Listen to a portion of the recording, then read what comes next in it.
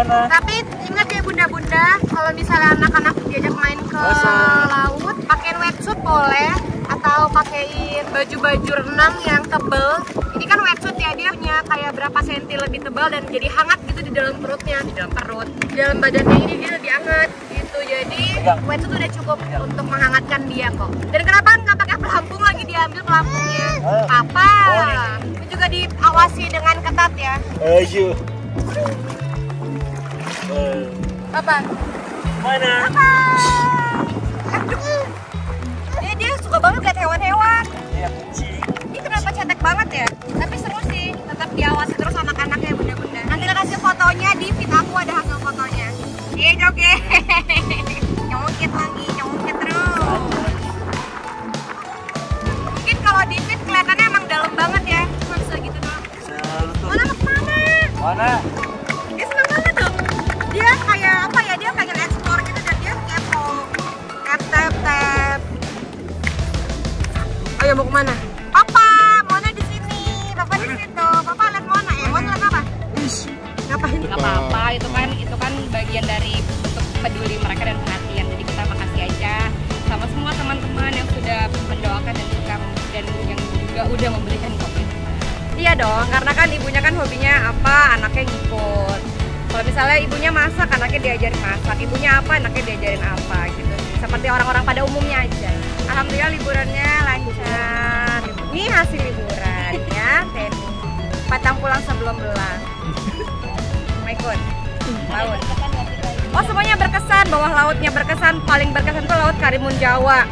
Itu semua orang harus tahu karena ternyata sebelum saya ke Karimun Jawa, ternyata itu banyak orang yang belum tahu ada si Laut Karimun Jawa itu yang sangat cantik. Ternyata di Kepulauan Jawa itu ada Karimun Jawa yang ternyata memang benar-benar bagus dan orang-orang tuh harus ke sana untuk eksplor dunia lautnya. Karena kan orang-orang mungkin gunung di Jawa nyarinya gunung, di Jawa nyarinya apa, makanan segala macam. Ternyata lautnya juga secantik itu. Karena memang yang pertama kita yakin kita bisa menjaga satu sama lain dengan baik. Yang kedua kita udah prepare kayak sunscreen anak juga ada, kita juga siapin pelampung dan lain sebagainya. Dan yang paling penting adalah kita terus menjaga anak di sebelah kita, di dekapan kita gitu. Dan alhamdulillah Allah menjaga kita semua sampai detik ini.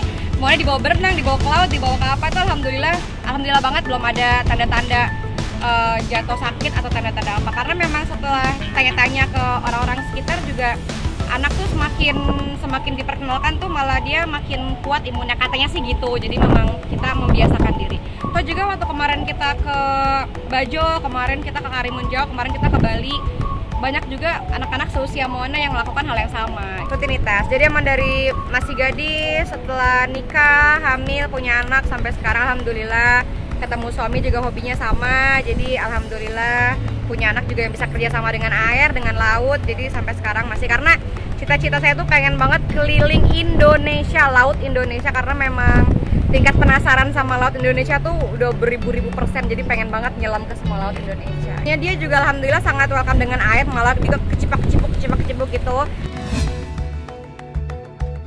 Tapi kan berasa. Allah, paling pucat sama Mas bagus. Biasa aja. Ayo lagi. Yang tadi yang pertama.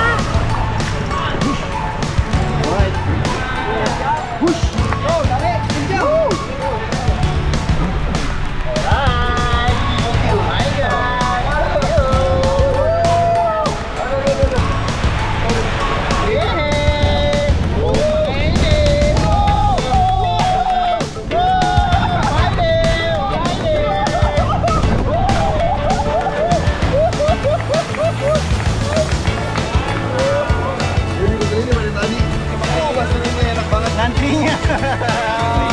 Sekarang giliran aku dan suami. Aduh, kita nggak boleh takut. Bumerang. Oh takut. Ya, ayo takut aja kepada Allah Subhanahu Wa Taala. Ih, serunya. Kok teriakannya begitu sih? Oke, guys, Bismillahirrahmanirrahim. Kalian komen di bawah ya.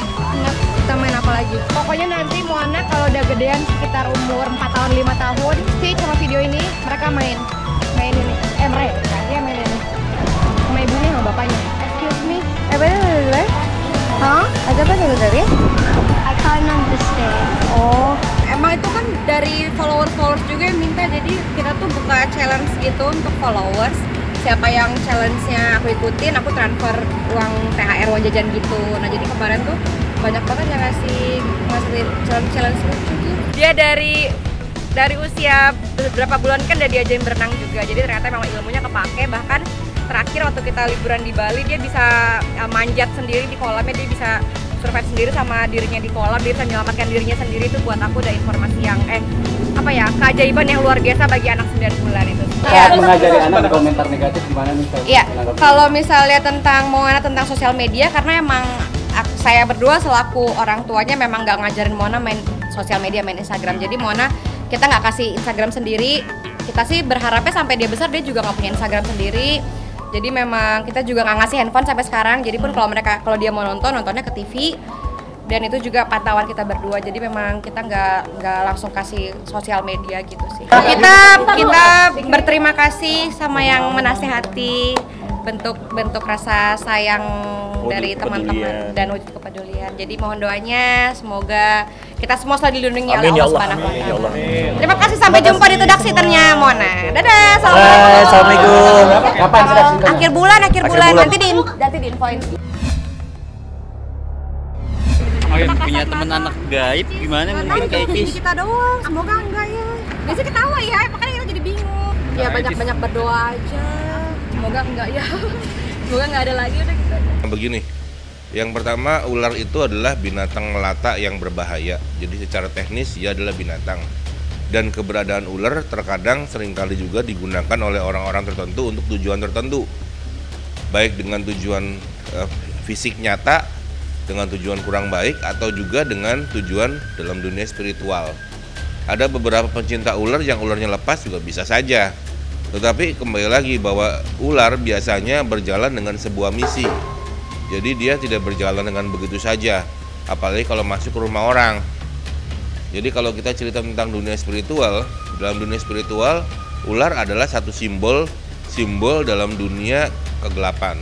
Di mana simbol ini adalah untuk menyakiti seseorang, untuk memberikan paling tidak sebuah penderitaan pada seseorang. Apalagi kalau ularnya itu masuknya malam-malam, apalagi kalau kita bicara santet, kalau sudah dikirim, dia berangkat, kemudian nanti dia itu kembali kalau mulutnya berdarah, berarti itu target berhasil, tujuannya berhasil. Biasanya dalam ilmu hitam kurang lebih seperti itulah, Jadi memang banyak sekali aliran-aliran, banyak sekali cara-cara untuk menggunakan ular, baik itu secara wujud fisiknya atau secara teknis rohnya, kekuatannya seperti itu. Ya kalau dibilang kiriman bisa saja, tetapi kalau lihat dari ularnya sih ular biasa. Jadi kalau ular biasa kan memang ularnya ular ya bukan seperti ular kiriman orang. Mungkin ular nyasar bisa, karena ularnya ular yang tidak berenergi spiritual. Beda kalau dia punya misi, biasanya ular itu ada ciri-cirinya. Dan itu akan terlihat pada saat dia lagi bekerja, pada saat dia masuk itu kelihatan. Kemudian kadang-kadang tampak seperti mati, padahal dia hidup.